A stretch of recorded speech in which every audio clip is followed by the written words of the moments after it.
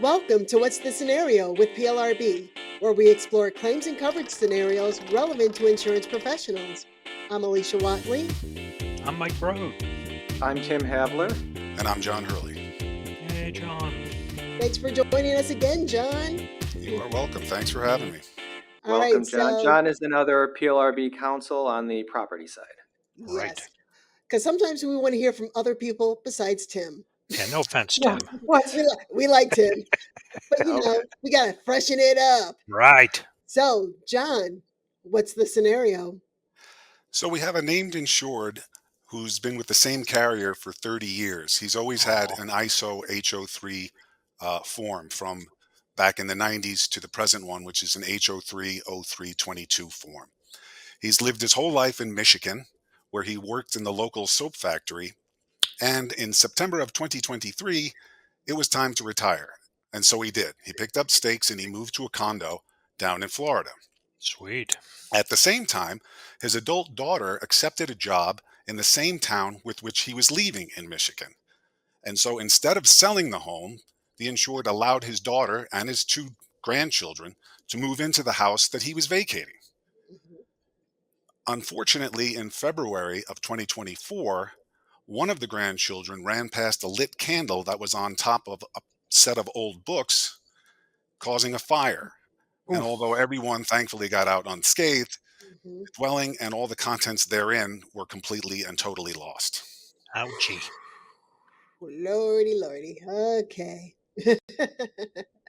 So has anybody ever had anyone house sit for them or stay for an extended period in their home?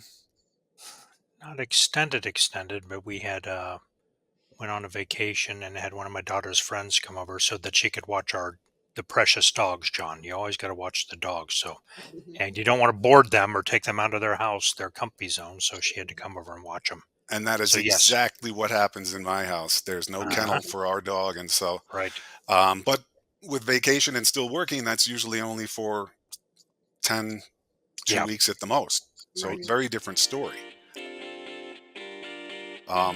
So, okay, based on the facts presented, do you think that the named insured can recover for the damage to the dwelling? I will say, I'm sorry, Tim. I will just kick it off and say they're the named insured, so their name is on the policy. Right. I can't think of anything in the exclusion section, but maybe there's something somewhere else.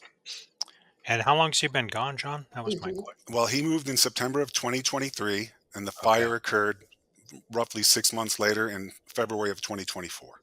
Okay. So, as with any loss, the first thing we want to do after we learn the facts is look to the policy language. Right. And here there are 3 things that we want to look at specifically, and they're all defined terms. The first Tim alluded to, which is you. Who is you? You is the named insured or insureds indicated in the declaration and the spouse of that person if the spouse is a household resident. That's you. So you is not you. You is this person and their spouse. Correct. I thought you was you. Oh, not you. Not when you get in legal speak. Oh, so they don't say y'all? It should be y'all because there's 2 people there. That person and their spouse. That's 2. You can't be 2 people. You or you. We're having too much fun. We have to stick to the language and the policy. You guys were having this much fun. Right. I would love if someone issued a policy using y'all instead of you, and then define it in the definition section. Or yuns, yes. Or if there's a whole family. So the next definition, the critical one, is residence premises. And the relevant portion of that definition in the HO30322 form states that the residence premises is the 1, 2, or 3 family dwelling listed in the declarations in which you reside. Is that you or me or? Oh, I'm so sorry. I digress again. Does that change your answer at all, thinking about whether this named insured who resides in Florida can recover for this Michigan loss? Well, I mean, technically the home is still in his name. The policy is in his name.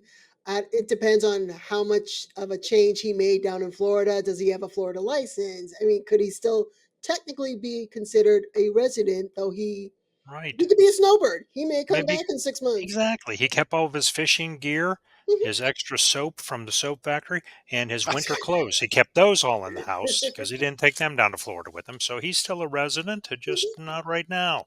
He's Okay. enjoying the Florida sun. Well, you're precisely right, but there's a fork in the road here, and the Oh, idea is the majority of courts, based on the facts pattern that we're looking at, the majority of courts would find that the named insured cannot recover for this loss because he, in fact, did, if you will, relinquish residency in the house in Michigan and took up stakes. So, not in the fact pattern, but we can assume that he moved permanently. He's got the driver's license in Florida, voting registration down there, and what have you, Ed. And but for the daughter's situation, would never have moved back. So, in a gotcha. case like that, the majority of courts would state uh, that's you're out of He luck, was not the unfortunately. resident. Yep. But So as you as the also said, in the case of Snowbirds, it's completely different. So okay, if the named insured was retired and hadn't permanently moved, but was a snowbird December through April, let's say, Hmm. the majority of courts would say, yes, you are covered for that loss because there's an intention to return. You haven't relinquished your Michigan citizenship, if you will. You're just going gotcha. down there for a while. And because the fire or whatever the peril is occurred while you were down in Florida is no fault of yours, you are still a resident and they would cover that loss. Perfect. So I think John, from an adjuster standpoint, what you're getting at, it's really important for the adjuster to ask, hey, where you're licensed to drive, what are plates you have on your vehicle? Did you switch that up? Do you still get mail where there, Michigan? What happened? So to really dig into all those little details too to help you make that call. Correct. All those facts matter. And it is a factual question. I should note that there is a minority opinion on the idea. So even under the language where you reside, there are courts that state uh, if the insured resided at the premises in question at the inception of the policy period, then they would still allow coverage in that instance. Very good. So Now, the I had a problem, question, yeah, John. I'm sure. sorry, but Hmm. what about, so that's for the dwelling, right? That's for the home. What about the contents? Because Grandpa left all of his stuff there. It was his couch, wasn't that daughter's couch. That love seat and the recliner that he's used every day when he got home from the soap factory. He would be on that recliner reading the newspaper, having a nice cold beer, just like any good working man would. So, what about the contents?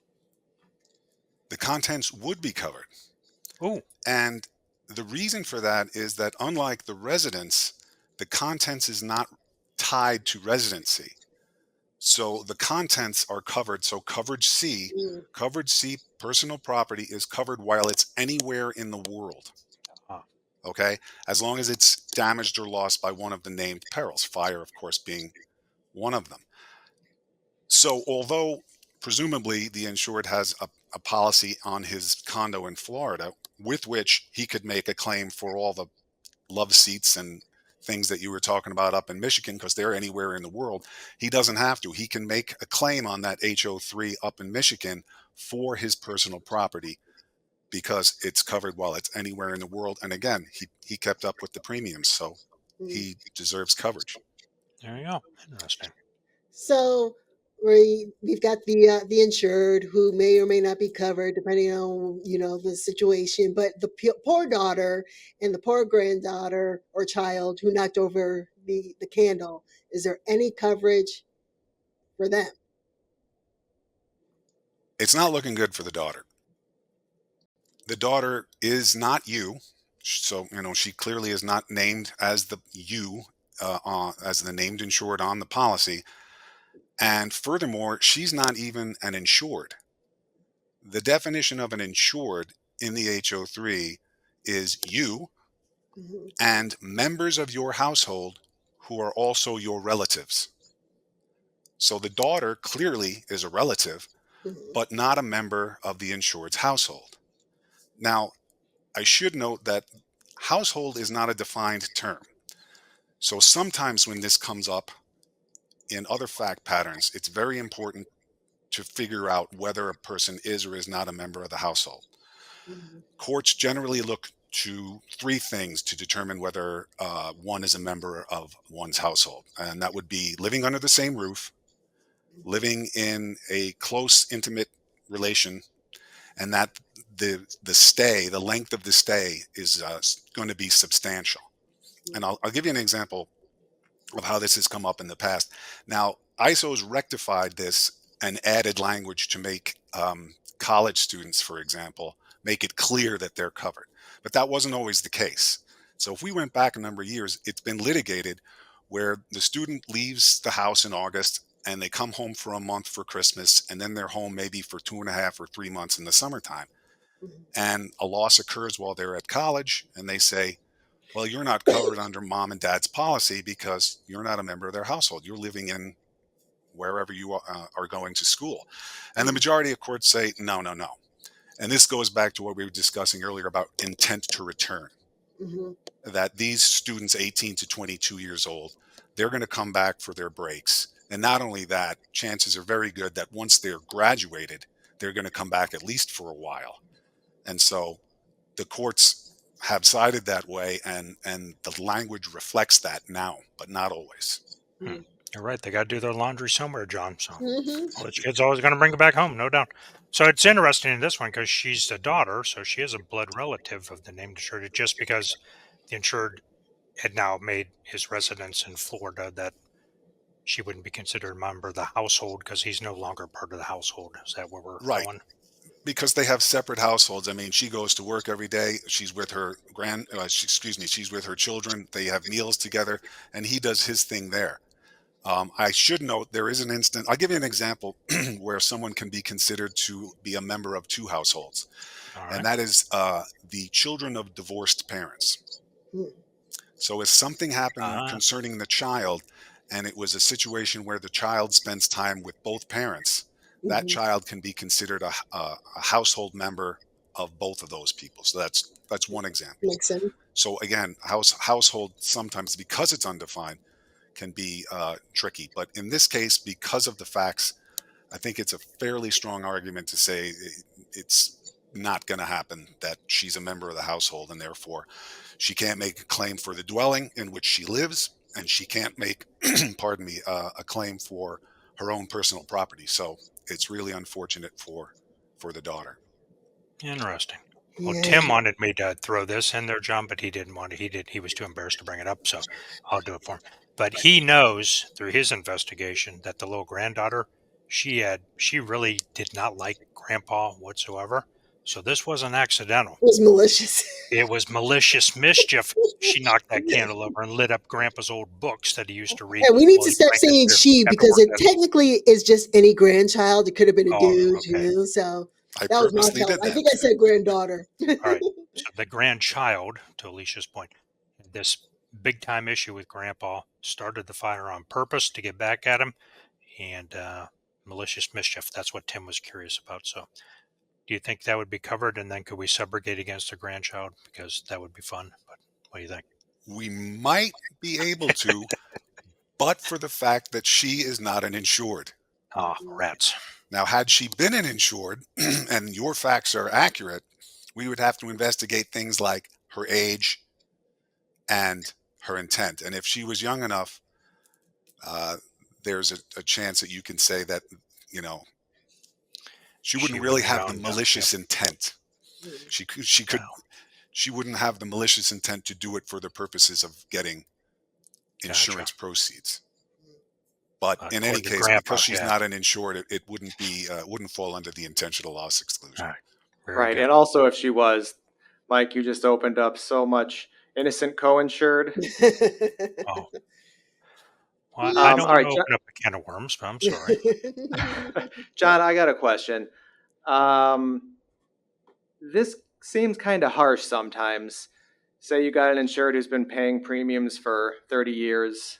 His name's on the policy. He's really got no idea that he's not going to get coverage just because he moved to Florida. It's not listed. It's not a clear exclusion. You kind of got to follow the definitions to get to that result of where he couldn't get coverage.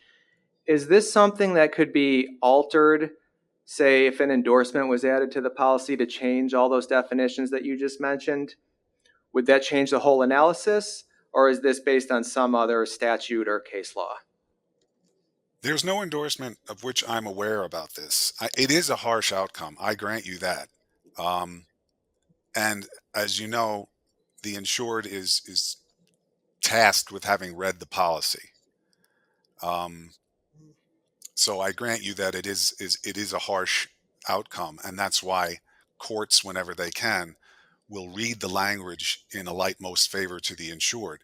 But the fact pattern that we're looking at, it's just unfortunate. Now, if the insurance company knew or had cause to know that this is what happened, that the insured moved down to Florida and they kept accepting the premiums, they would be prevented or stopped from making the argument that he's not covered because they knew it.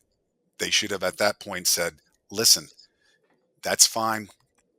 Your daughter needs to get her own policy on that. And if they knew that she moved in and didn't get insurance and that he moved away and was still paying the premiums, then they would be prevented from arguing that he's not insured for this. Interesting. So lesson learned, call your friendly agent and talk to them about your circumstances, and they can help you find the right coverages that you need. Yes. Good lesson. Thank you. All right. So, John, what can we take away from this scenario? Takeaway, I think, always look at the policy language. I mean, that goes without saying for everything, but it really matters in this case because, as I said, there's a huge difference with our fact pattern between saying the dwelling in which you reside versus the dwelling used principally for dwelling purposes. Because if it were used principally for dwelling purposes, he would be covered because someone's in that house and using it not as a business, but as a place to live. And so the policy matters hugely, as well as the case law. Look to your state if there are any specifics. And we do have a 50-state survey on that very issue, our residency compendium. And finally, I would say, if you're in the shoes of the daughter, please get insurance. Even if you're a person who's getting a secondary home, get separate insurance. Don't think that your HO3 on your Michigan home is going to cover the property down in Florida. And even the personal property on an HO3 for personal property, usually located at a present premises other than the residence premises, is only covered for 10%. And that's purposely put in there to urge you to get a separate homeowners on a secondary home. Right. Talk to your agent. Yes. And I will tell you, Alicia, because I know you're always interested, in Tim, sometimes, plrb.org has a lot of great information. Like John referenced that 50-state survey, even though I don't know that I can say compendium. That was a big word, and I like it. And you just So said I'll it. learn it for next time. I know I did successfully. That's good. But there's also homeowners annotation, policy annotations out there at plrb.org. So lots of cool stuff that will help that adjuster as they're trying to do their investigation into those laws. Would you be kind enough, Alicia, to share those in the show notes? Oh, I guess I can do that. All right. Yay. You'll also find a recap of the key points from this episode. You'll find links to our social media so you can follow us to figure out when we're having another podcast. Yes. You can find information on how to submit your own adjuster story. That's coming soon, so be on the lookout for that. And you can listen to our podcast on YouTube. So you can also see our faces in addition to our voice, listening to our Right. voices. So don't forget to subscribe. Don't forget to rate us. And John, thanks again for joining us. Yeah. What fun. Very welcome. And we'll see everyone next time. Yay. Goodbye, everybody. Yeah. Bye-bye. The views and opinions expressed in this resource are those of the individual speaker and not necessarily those of the Property and Liability Resource Bureau, its membership, or any organization with which the presenter is employed or affiliated. The information, ideas, and opinions are presented as information only and not as legal advice or offers of representation. Individual policy language and state laws vary, and listeners should rely on guidance from their companies and counsel as appropriate.